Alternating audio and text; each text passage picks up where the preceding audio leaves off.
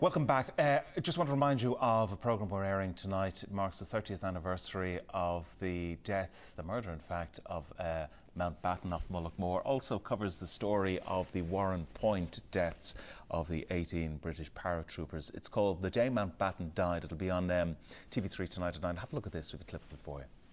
In November 1978, a senior army officer had produced a top-secret report which was later stolen and published by the IRA.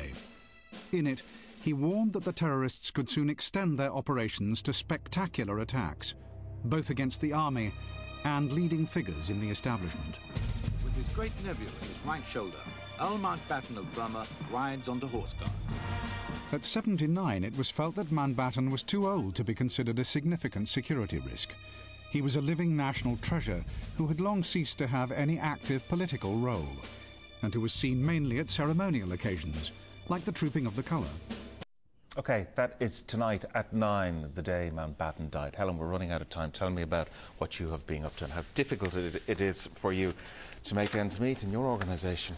Yeah, well, as you probably know, the whole area of development has been overseas development has been very badly hit by government cutbacks. Even before on board SNP NUA, the whole sector is hit by over 20% cutbacks, in fact 23%, and more to come. And it has been tough. But, you know, people are still very generous. We just ran a campaign there last week on Today FM. Yeah. And we got a very, very good response. This is World Vision. It's World Vision Ireland. And looking for child sponsors to fund our work in Africa. And we did get a very good response. Now, if that had been 2 years ago, it would have been a tremendous response. So it's great to say that there is a very good response. And I think people are conscious of the fact that, yeah, things are tough, but hey, let's still remember that there are people who have it even worse than we do. That being said, we have had to cut programmes, which I find devastating. Yeah. I think I was on here after I had been in Sierra Leone, yes, where it's the poorest country in Africa, and one of the programmes there we're not actually going to be able to go ahead with, which means that there's kids who aren't going to get educated. There are women who are not going to have a livelihood, and that is going to have a direct effect on the lives and the life, in fact, of little kids. Really heartbreaking stuff. Website address?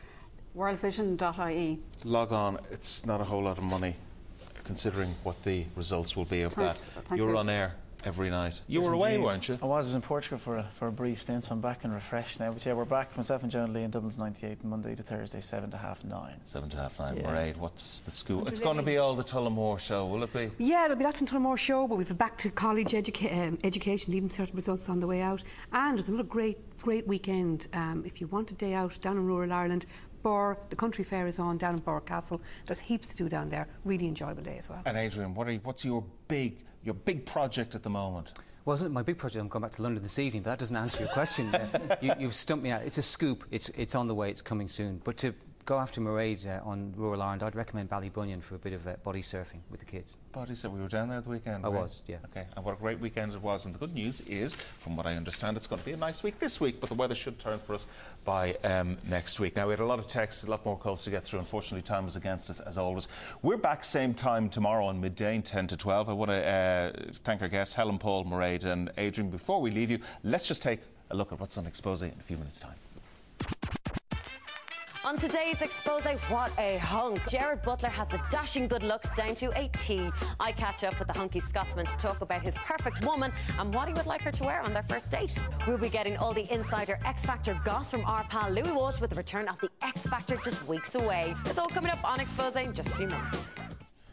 That's it. We're back with you tomorrow, same time, same place, 10 to 12, so 10 to 1, midday. Don't forget tonight, the day Mountbatten died. It's on at 9 o'clock on TV3, an hour-long programme. Highly recommended. Got a chance to look at it myself day before yesterday. Well worth a watch. We'll see you same time tomorrow. Bye-bye.